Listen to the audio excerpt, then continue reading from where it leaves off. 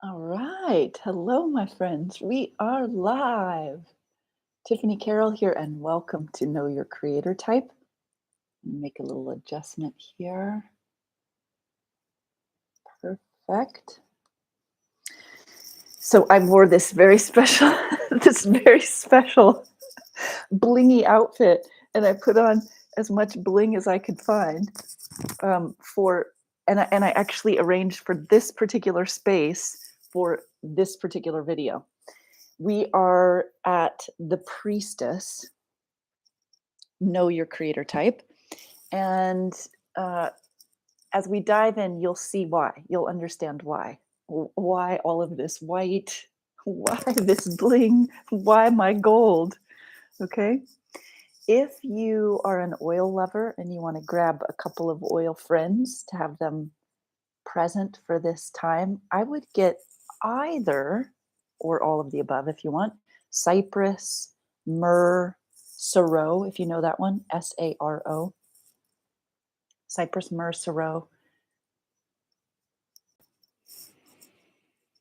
Those would be my top picks for this, for support in this realm. Okay, so let's dive in. For those who are, anyone who's on live, if I want to do a quick tech check, if you could type into the chat that you can see me and hear me, I would love that.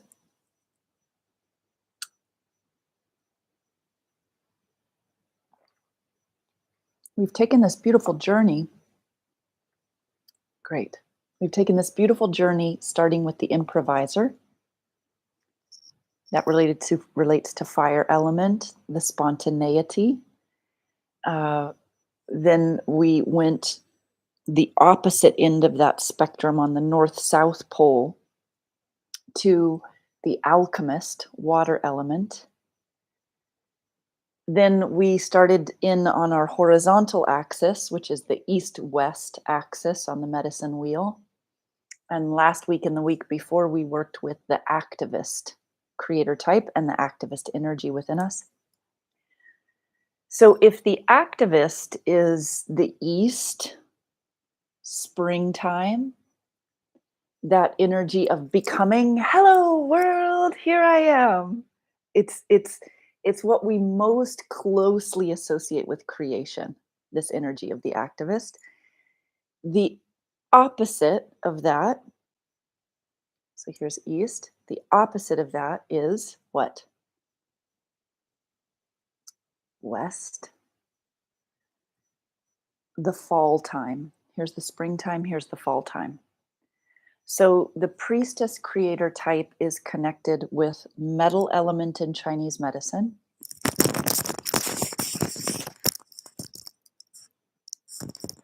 The fall time, and many other correspondences that I'm about to read to you. That feels funny. All right.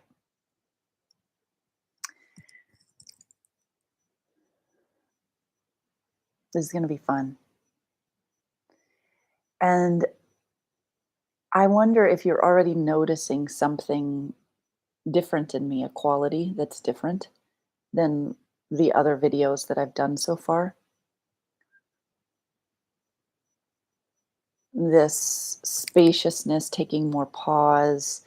There's a little bit more breathiness to my voice, to the sounds. And I even feel this sort of ethereal kind of lightness of being. These are all connected to the priestess creator energy and to the west and autumn on the medicine wheel. So if you are able to close your eyes for just a minute or two while I read you just a spattering of words that are connected to the priestess creator energy. That way you can feel the energy of those words. And while your mind won't necessarily be able to create like a linear logical understanding from what I'm about to do with you, you will be opened up in a way to receive the rest of what comes in this bit of time we have together. Here we go. The priestess, metal, west, autumn, death, value, brilliance, transcendent, breathy, breath, worthiness, worth, righteousness, reverence, respect, white, bones, gems, bling, that which cannot be grasped, close to God.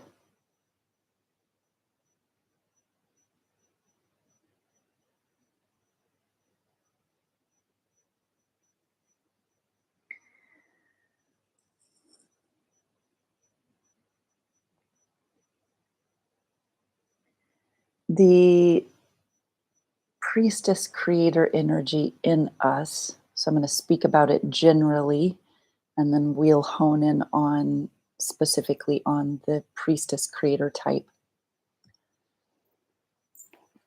The Priestess Creator energy in all of us is that it is that aspect of our creative force or creative drive that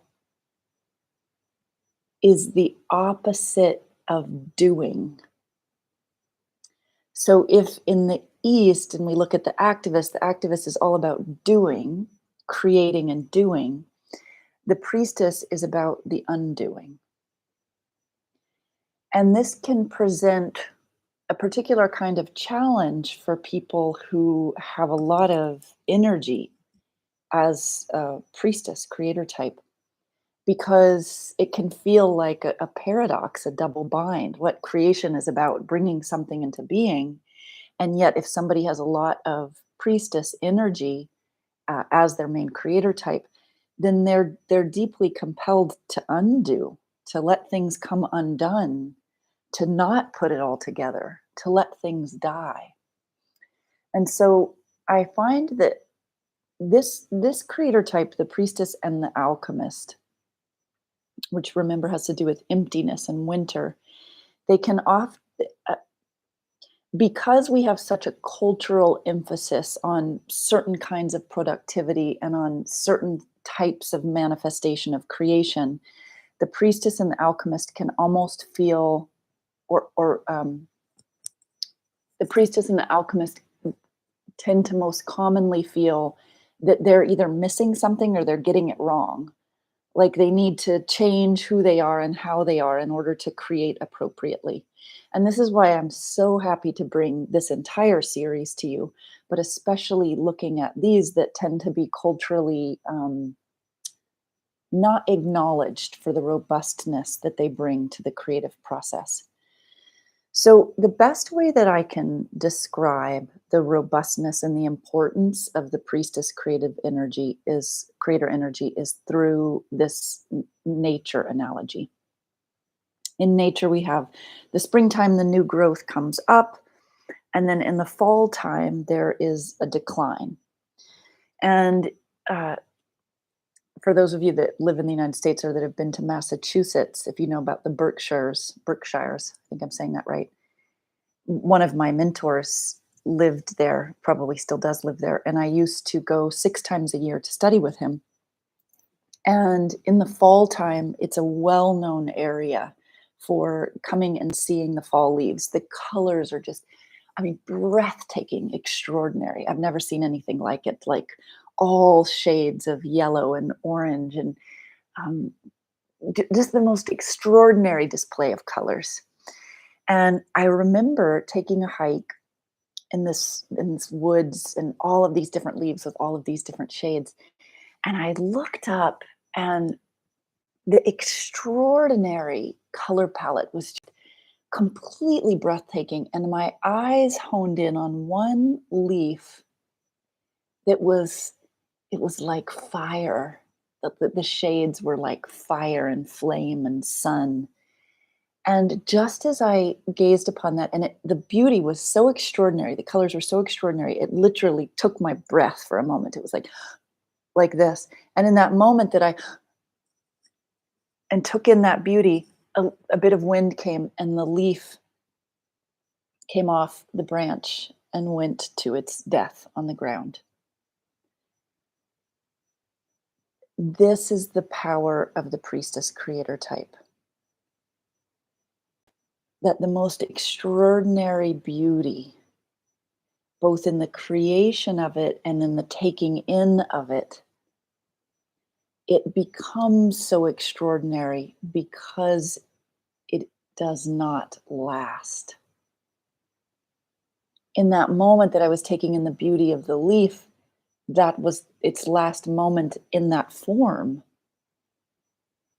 Its beauty was directly connected to it falling out of form, to its death, if you will. So, the priestess creator energy in all of us is transcendent in nature. It has the most uh, kind of obviously spiritual feel to it. Because when we go into the realms of death and of breathiness and of awe of life, the experience is inherently spiritual. And we in life, as humans, being infinite beings in a finite body, it's often when we are faced with losing something, someone or something, that we value it then the most.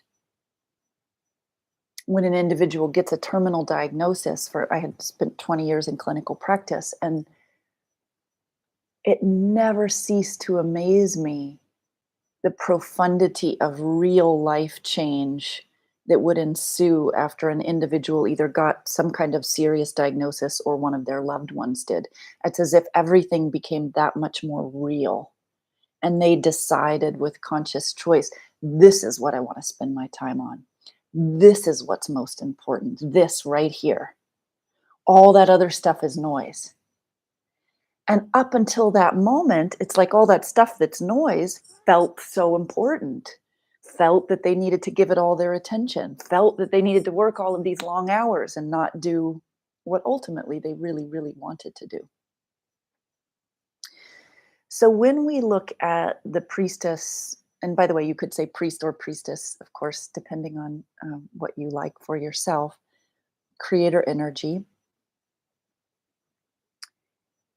it is that impulse within us to reach for God, to create as a divine being and have our creations be an expression of the divine in form. If you've ever seen Sufi dancers that twirl, if you haven't seen this, look it up after this video ends, type in Sufi dancers, and they'll spin and spin and spin. And there's this transcendent, even just watching it, you feel this transcendent quality.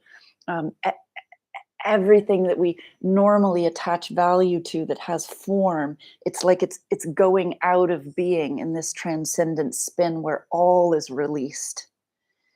And in the release of all is the sublime union with the infinite, with God, with source. So you can see that the priestess creator type has, if you're primarily a priestess creator type, there's quite a conundrum, or there can be quite a conundrum in creation.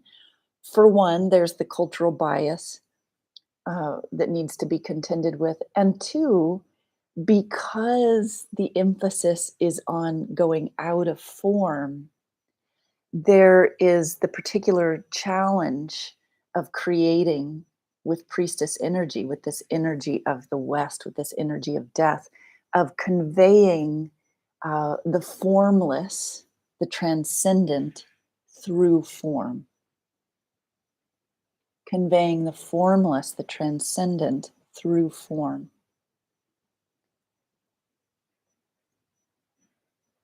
So if you're a content creator, it's going to be expressed in your words. If you're delivering with your voice will change. It will become more breathy, more of a lift. You're watching me do it now here in real time. There's a lot of priestess energy that's being transmitted.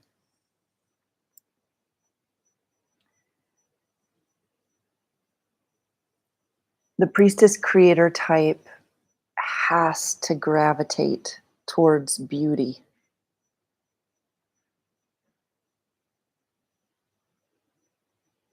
And in fact, I would even say that for a priestess creator type, or for the priestess creator energy in you to be in its most robust expression, beauty is essential. Now, beauty can look a lot of different ways. This happens to be a pretty opulent space. But the flip side is also true, that it could be an utterly simplistic Zen type space that is also supportive of the priestess creator type. Okay, if you have any questions, type them in the chat. And I'm going to go into the magic, the superpower, the theme, the kryptonite, and the hack. And then we'll be done for today, and we'll have part 2 next week. The magic of the priestess creator type and creator energy is death or dying. You might think, oh, that's kind of an eerie, strange magic to have. What is meant by this is that one's ability to allow part of their conscious awareness to be upon death, upon the impermanence of life. So to allow their consciousness to be on the impermanence of whatever it is they're creating as they're creating it, that's the magic. Because if we wanted to nerd out a little bit and say, how do we actually infuse creation with a transcendent quality? It's what happens naturally when the creator is in touch with death, with dying, with the preciousness of life, and with the impermanence of it all.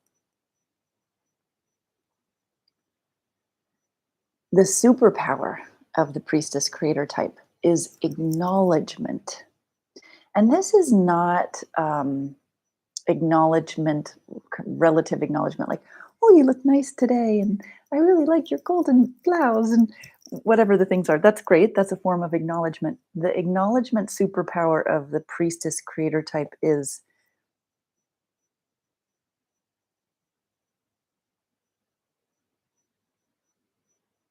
that, to be seen, to not have to have anything be different than what it is. I say that the priestess creator type is the most powerful type at beauty seeing. And I mean true beauty seeing, where nothing actually needs to be different than what it is, because the pure acknowledgement can take every aspect of it in and see it from a God's eye view. The isness of it, that's the pure acknowledgement. This is the superpower. Now, interestingly, the priestess creator type is also the one that can do the most sophisticated level of refinement in creation. And we're going to talk more about that next week. So there is this seeming paradox of the priestess creator energy being able to fully acknowledge what is for what is from the God's eye view. Nothing needs to be different. And then also the ability to go in with extraordinary precision and refine and refine and refine to bring out even more beauty. So whether you are primarily a priestess creator type or not, you cultivating this type within you is what allows you to refine your creative projects. The theme for the priestess is value, value and worth. This is the theme, that which we value, the inherent worthiness of something. And our entire relationship to value is directly connected to the priestess. The kryptonite, do you have any ideas?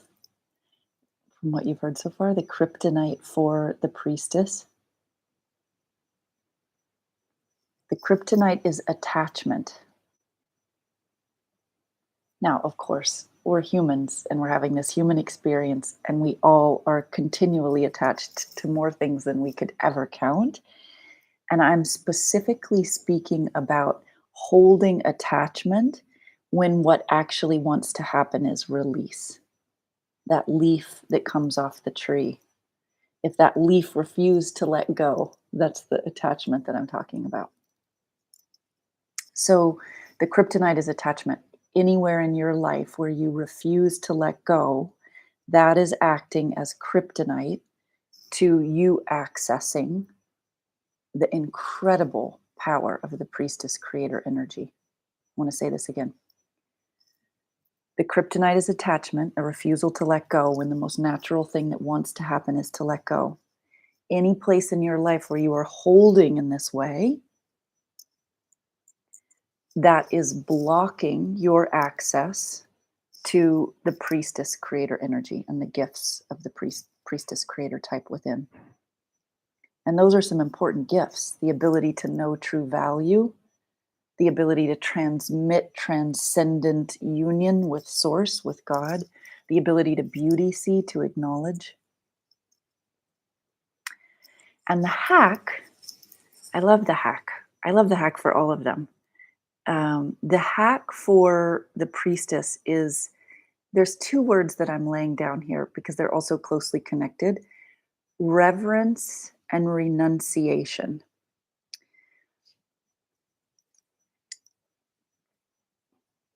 When we go into reverence, which is to be in awe of the true value of something, when we go into reverence, which is to be in awe of the true value of something, we have directly tapped in to our Priestess Creator energy. That's why it's a hack, a direct access.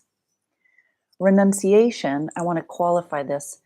So for many, many years, I just thought of renunciation as like the monks that renounced everything and would go to the caves and spend their life meditating.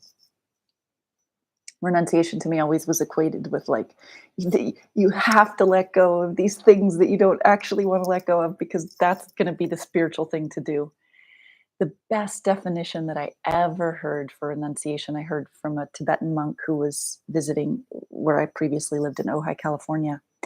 And he said that renunciation is the natural result of allowing value to be where it ought be. Renunciation is the natural result of allowing value to be where it ought be. So, in other words, renunciation naturally happens when we put our attention on what's of most value to us. Just to give a very basic example, say you say that your family is the most important thing in the world to you, but yet you don't spend any time with your family because you're working all the time, working all the time, working all the time, trying to make more money, etc. Then you are not actually putting value on what you say you value. So there's a integrity issue there.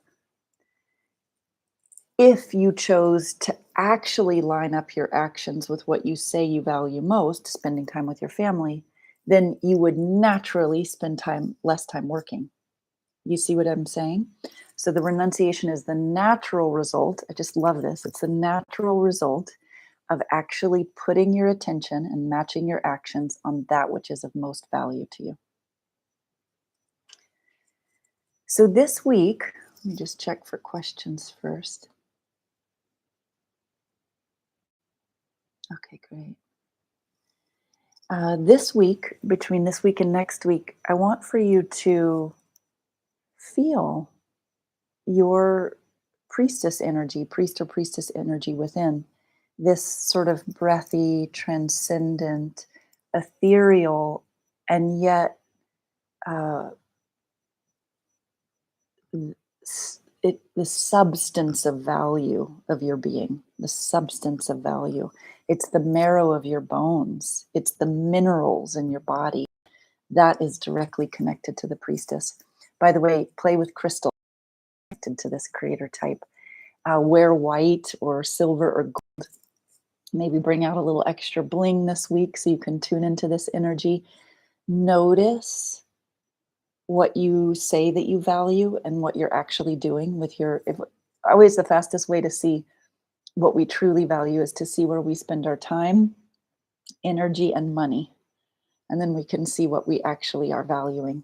So pay attention to these things and allow yourself to beauty see in that way of acknowledgement, to beauty see, to allow in the breathtaking awe of creation in all of its imperfection.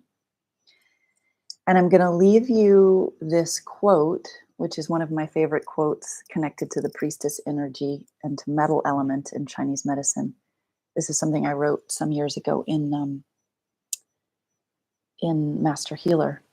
Oh, by the way, we should, if you have an oil, you can place an oil on and I'll read you the quote. Cypress, sorrow, myrrh, those are all very priestess-oriented metal type. I have a blend that I created. It's called Acknowledgement by monara.org. I put the link in the show notes. And this one actually it's all about the priestess and metal type. Sorrow, myrrh, silver fir, and cypress. Oh, silver fir is another one. It's really nice for the priestess theme. So if you want to take a couple drops of your oil, take an inhalation.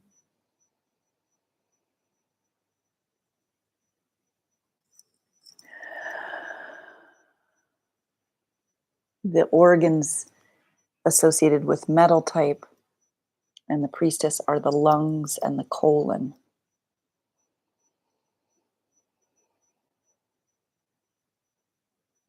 Ah, so nice. The quote is this: the only perfection in this life is the radical acceptance of imperfection.